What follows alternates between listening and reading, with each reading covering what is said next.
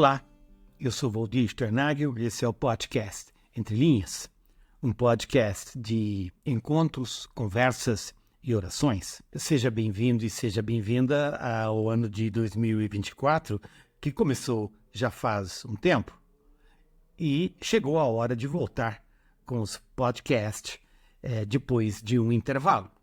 No final do ano passado e início deste ano, Cileda e eu tivemos um tempo com os nossos filhos e conseguimos reunir quase toda a família. Quase, porque não é fácil reunir a todos dos nossos 4 filhos, 3 com suas famílias se encontraram e nós com eles.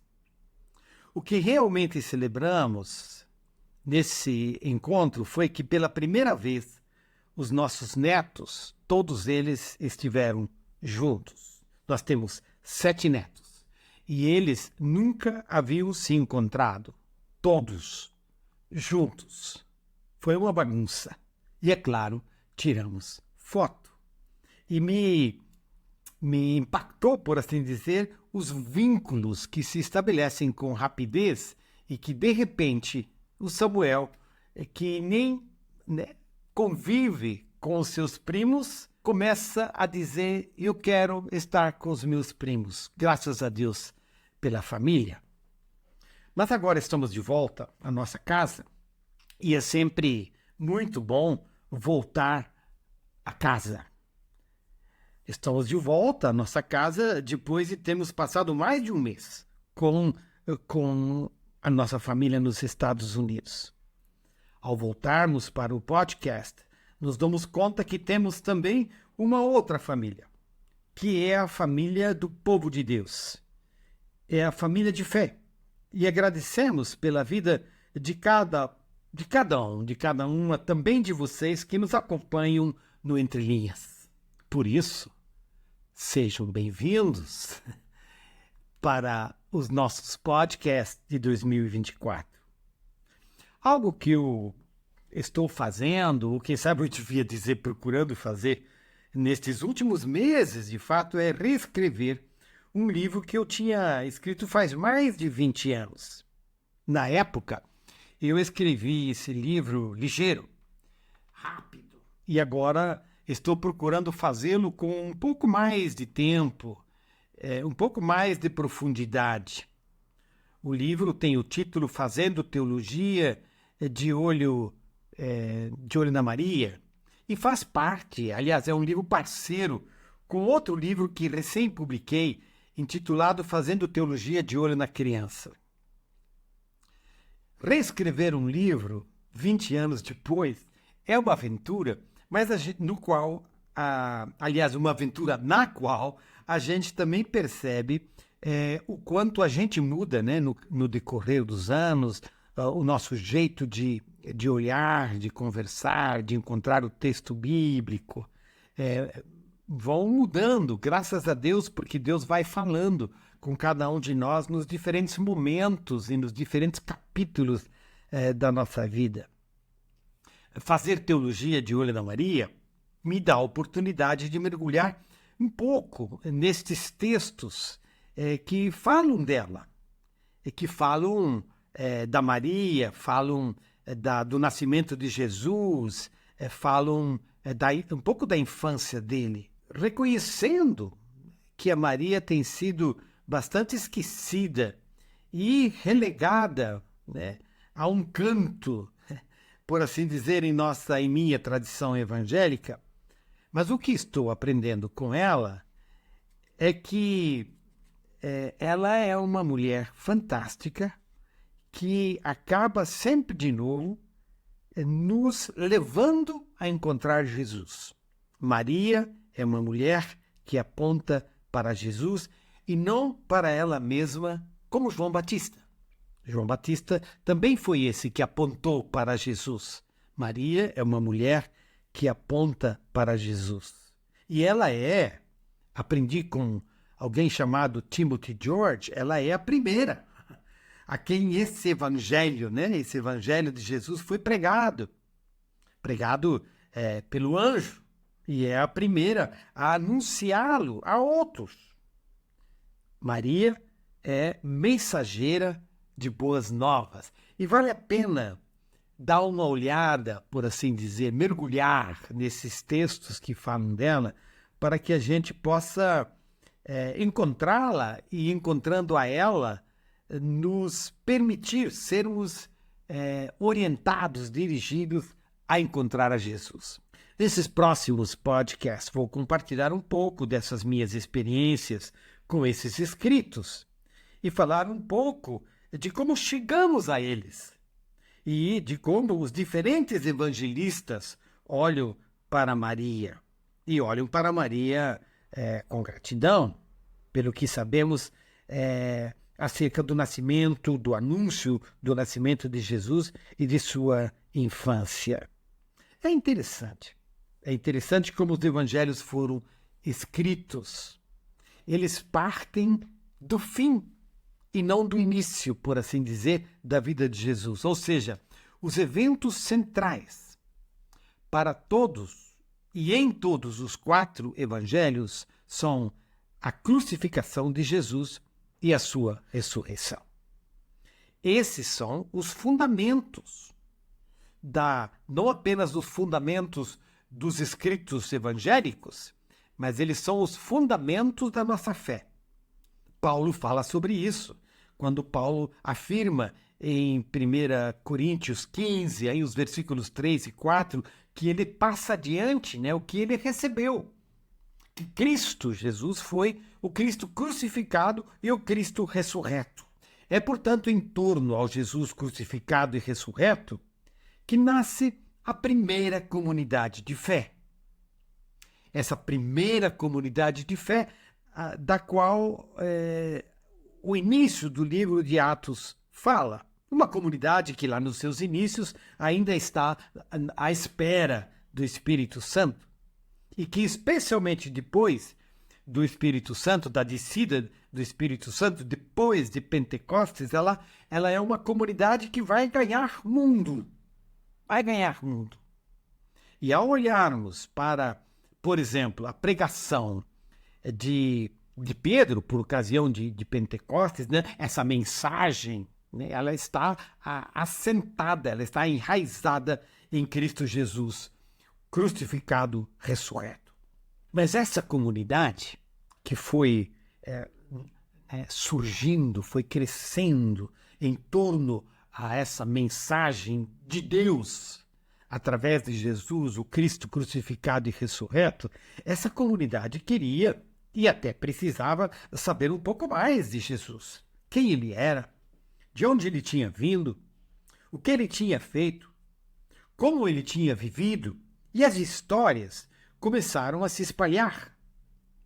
Elas começaram a se espalhar em diferentes lugares e de diferentes maneiras, sempre de novo sendo repetidas de boca em boca, especialmente por aqueles que haviam caminhado com Jesus. Histórias que eram contadas e histórias que eram compartilhadas.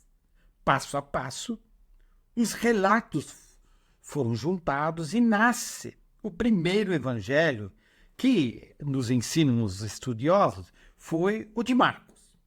E o Evangelho de Marcos foi publicado, na linguagem de hoje, a gente diria, em torno dos anos 60, um pouco depois. Ou seja, o Evangelho de Marcos cai na mão dessa primeira igreja primitiva 30 anos depois, mais ou menos 30 anos depois, da crucificação e da ressurreição de Jesus. Um bom tempo depois dos anos de ministério de Jesus. Um tempo no qual essas narrativas acerca da vida de Jesus foram sendo transmitidas de boca em boca. Algumas delas foram sendo agrupadas e rabiscadas, os estudiosos falam numa espécie de fonte que era uma espécie de um escrito que juntava já várias daquelas narrativas. Mas nós nunca devemos esquecer, e Clodovis Boff nos ajuda com isso, de que a memória, ela é a biblioteca dos judeus. Importante isso, não é? A memória é a biblioteca do povo judeu. E, eu até diria, não apenas do povo judeu. A memória era fundamental na época em que Jesus vivia, porque ela era a memória que guardava as histórias. E a partir dessa guarda que elas iam sendo compartilhadas. E havia uma fidelização na transmissão. Aquilo que se compartilhava no decorrer do tempo, aquilo que caminhava de boca em boca, mantinha uma fidelidade originária, por assim dizer, né? A memória como biblioteca. O Evangelho de Marcos, então, é o primeiro desses evangelhos, e o Evangelho de Marcos é curto, ele é um evangelista que parece ter pressa, por isso que a gente vai encontrar no Evangelho de Marcos sempre de novo essa expressão, então e depois, porque Jesus está muito a caminho, né? Jesus anda, Jesus vai de um encontro a outro, de uma experiência a outra, de um momento de ensino a outro, de um lugar a outro, porque ele tem pressa para viver essa mensagem do reino, né? Dessa mensagem do reino, que é uma expressão que Lucas usa com mais frequência. Se Marcos é o primeiro e o mais curto dos evangelhos, os outros dois que seguem são Mateus e Lucas. Mateus e Lucas surgem, digamos, uns anos depois, 15, 20 anos depois, surgem para públicos diferentes, com enfoques diferentes, com mensagens alinhadas de uma forma diferente, porque respondem a demandas e, como eu disse, é um público diferente. E João deve ter sido o último desses 4 evangelhos. Não há nesses evangelhos nenhuma intencionalidade biográfica. E isso me parece fundamental. Ou seja, aqui nós não estamos diante de autores que querem escrever a biografia de Jesus. Não. Eles querem dar testemunho de Jesus. Eles querem dar testemunho do Evangelho de Jesus Cristo. Daí que até começa, né, com a ressurreição, com a crucificação e a ressurreição, que são fundacionais. Ou seja, nesses evangelhos não há nenhuma intencionalidade biográfica, mas testemunhal. Foi assim.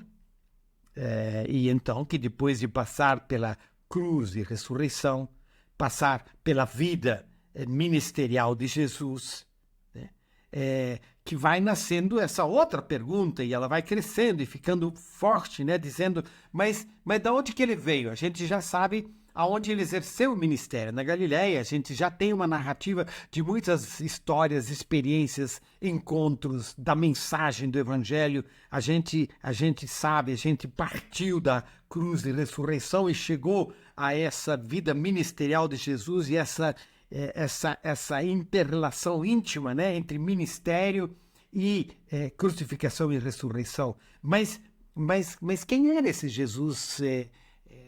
De onde ele veio? Ele tinha mãe? Quem era essa mãe? Aonde foi? Como que essas coisas aconteceram? De onde ele veio? Sua família? Como foi seu nascimento? E aí nós temos poucos textos, mas textos que falam muito, a começar pela escolha da Maria e do lugar onde ela morava.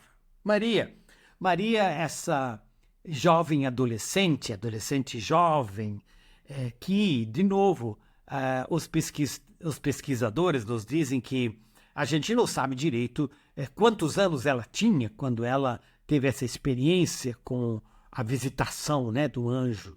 Alguns dizem que ela tinha em torno de 12 anos. Em todos os casos, ela era uma jovem, uma adolescente que estava preparada para o matrimônio.